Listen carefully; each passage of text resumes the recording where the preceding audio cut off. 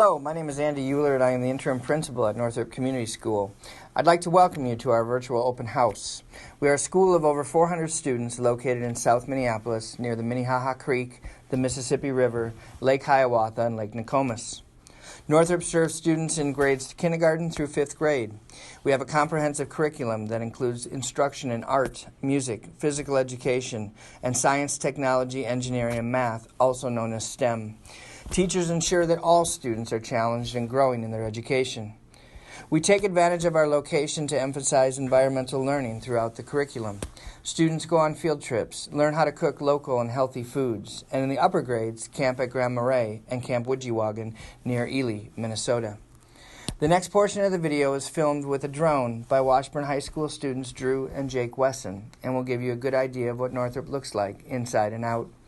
We are proud of the education we provide our students and would like to welcome you to Northrop as well. Please contact us with questions. We would be happy to answer any questions you may have. Thank you.